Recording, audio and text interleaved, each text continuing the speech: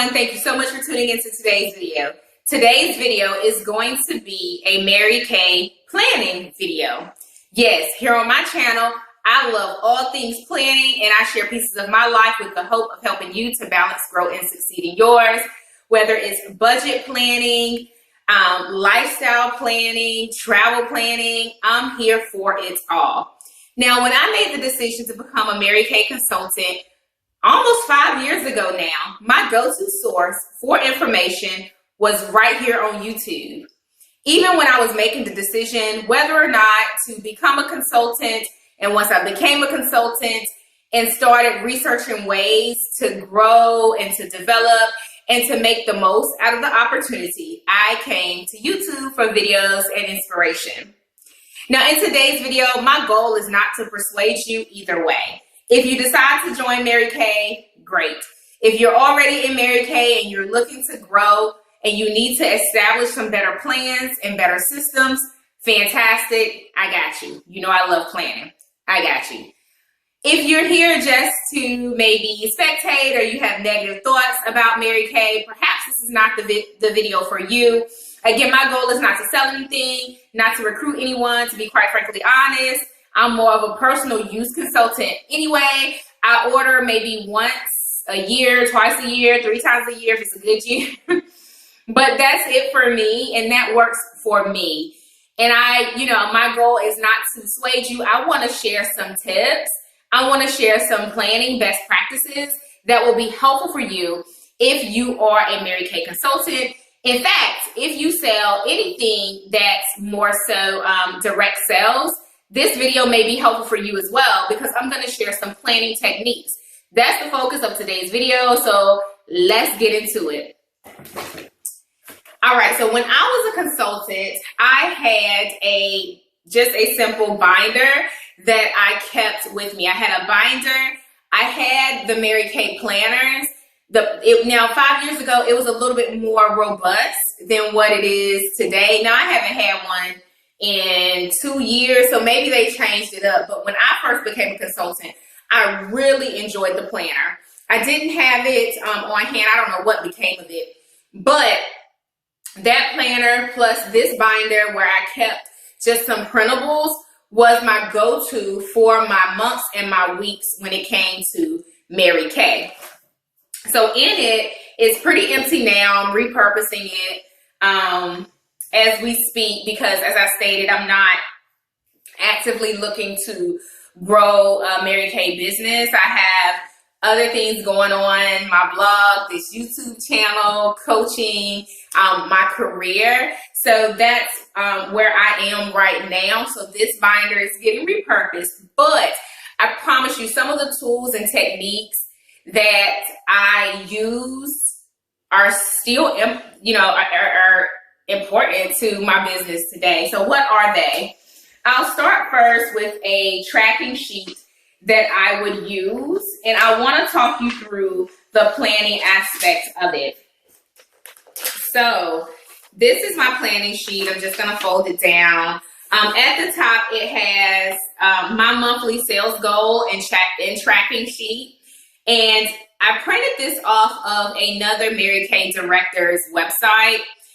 I searched around. I don't know if this is still kind of a tracking sheet that's out there, but if you look for monthly sales goals tracking sheets, if you do a Google search, I just looked in other public websites from other Mary Kay directors, and I would look at their resources and to see what types of printables they had available. And I used those to help me plan out my goals and objectives for the month and to plan out my goals and objectives for the week. So the first thing that I encourage you to do is to set your goals. I think I did another Mary Kay video where I talked a little bit more about my experience, but I am big on goal setting, as you already know. But the same principles apply. I set out with goals at the start of every month. Now, as I was learning, I tweaked those goals to fit me. I started out setting goals based on what my director, uplines, and so forth would suggest, and they weren't really specific and attainable to me. So when you're setting your goals, set goals based on what you want to get out of the business, not what anyone else suggest your goals should be. Otherwise, you'll set yourself up for disappointment because you weren't really connected to those goals in the first place because they were not your own. So anywho, let's go into this monthly tracking sheet. I'm gonna fold it down just because it has my whole name up here, but let's see.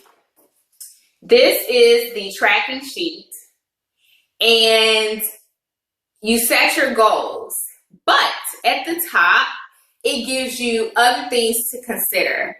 The thing that we have to remember about Mary Kay is that, yes, you can purchase the products online through the Mary Kay hub or whatnot, and then you sell them out to your customers for a profit.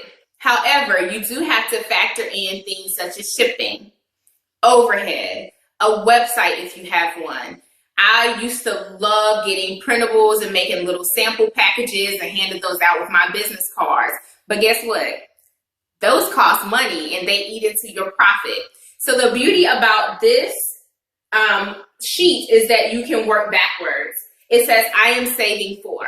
So at the start of every month, I assigned an objective to why I was going out and selling lipstick and skincare and foundation. I started with my savings for, and then I said, I need to profit.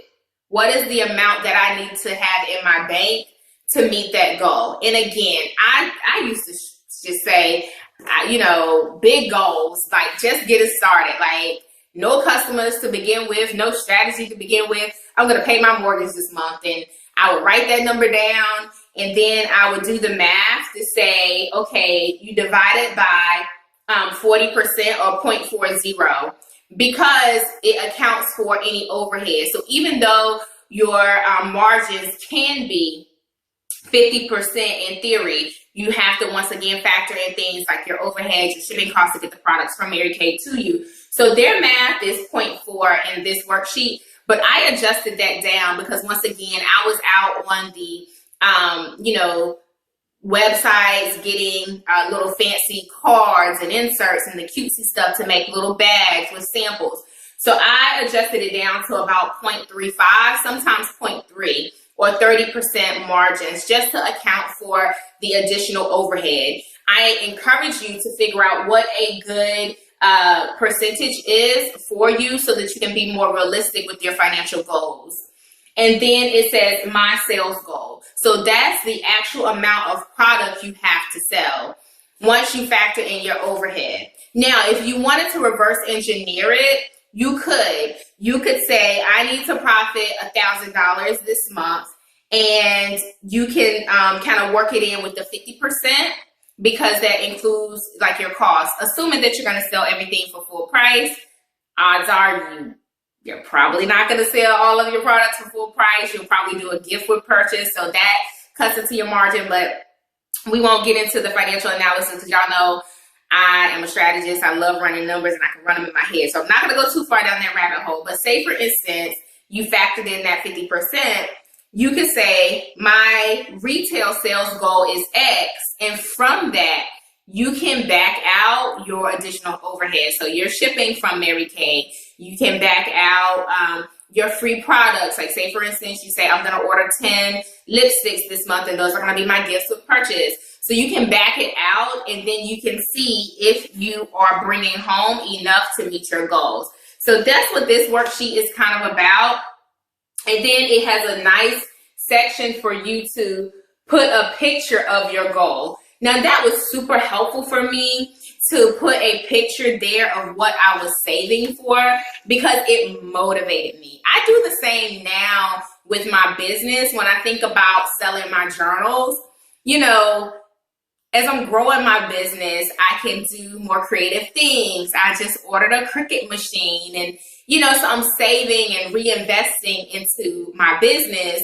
And I'm using my vision board to help drive me to accomplish those goals. It was the same concept with this particular worksheet. So as you are planning for Mary Kay, really be kind of goal oriented, if you will. And if you're looking to be serious about leveraging it as an opportunity to bring in money. Now, I know a lot of people debate and say, well, you really don't make money selling Mary Kay, and that's a perspective. I'm not here to argue anybody's perspective, but if you want to treat it like a business, treat it like a business and set your financial goals. Be very thoughtful, be very strategic. Use tools such as this so that you can plan out both your months, you can plan out your weeks. I also leveraged other tracking tools, which was like this little sheet, which was the Perfect Start 15 Faces or Power Start 30 Faces tracking sheet.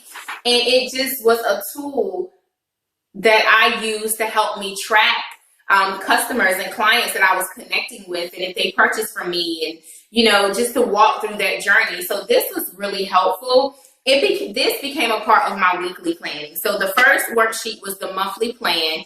The second, which is this, was my weekly plan, so that I can make sure that I was hitting my goals. So that's my encouragement to you, is to come up with a planning system that's going to be repeatable every month and every week, so that you're not getting frustrated. The second piece of encouragement is to stay fluid. Adjust your goals. Be very realistic with your goals. For me right now, I'm more of a personal use consultant. I purchased the order. We're going to unbox it really quickly here, but that's just what works for me. I do have a few customers still that will order products from me and I sell to them, but I'm not actively looking to expand and, grow and to bring on a team. I'm just not in that season right now. But those are some of the tools and techniques that I found to be helpful, and I hope that you found them to be helpful as well. Leave me a comment and let me know. All right, so let's get into this unboxing really quickly. Let me make sure my address is not going to show. Where is it? All right, so this is the quick Mary Kay unboxing. I'll talk through why I purchased some of the products that I purchased, and then we will go from there. So your cosmetics typically come in a little bag, and I have some lip glosses. I love the Mary Kay lip gloss. This is Tawny Nude. I also really enjoy Nude Blush. I have a brow liner. I think I should have brow gel in here as well. I have chocolate. I have some pressed powders. I have someone who really enjoys the Mary Kay pressed powders, so I keep those on stock for her. I also have the brow tint. Someone asked me about brow tint a while ago, and I didn't have any on hand, so I have it now. And then I have the mascaras. I use these for myself. And then dark chocolate. Now, if you caught my 10 things I'm not buying anymore, makeup was on the list because, what I didn't purchase for others, I purchased for myself. So definitely not purchasing any more makeup this year. This is the oil-free eye makeup remover. I enjoy that. I purchased a few of these 4-in-1 cleansers from normal to dry because there are some individuals in my network who love this cleanser. So this will be on hand for them. This is the cleanser again. This is the CC cream. I have a mom friend who uses the deep CC cream, so I have that on hand. This is something that I use for myself. This is the 2-in-1 body wash. So it is great for shaving, actually. So that is something I wanted to have on hand. I also purchased for myself what is this? This is the Silky Setting Powder. It is their new product.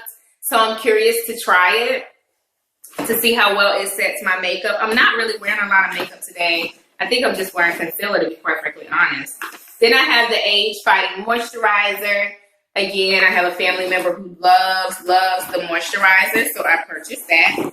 I also purchased a few of the Clear Proof masks. These are fantastic. So I know some individuals who really love the mask, so I have them on hand as well.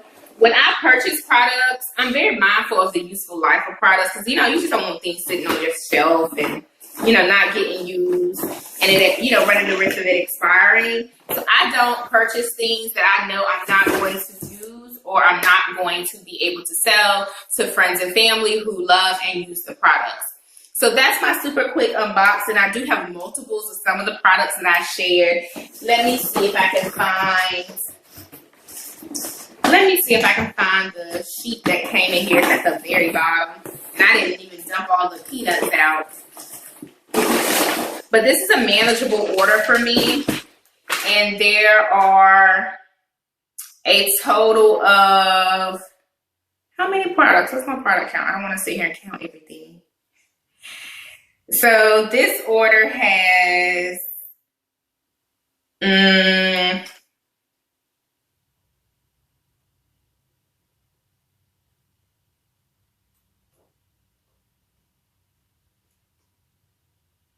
26 products. 26 products, and it cost me a total of $273.47. My taxes were $35.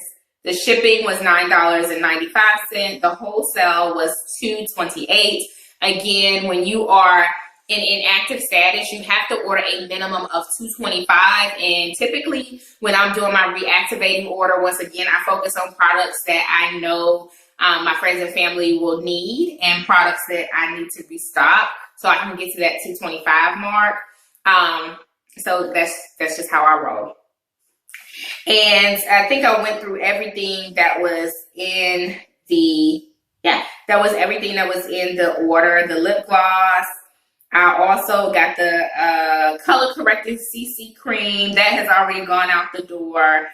And I got the concealer. One of those has already gone out the door. And then the cleansers and so on and so forth. But yeah, that is my order. That's a quick unboxing. And those are some planning tips. I hope that you found the tips helpful.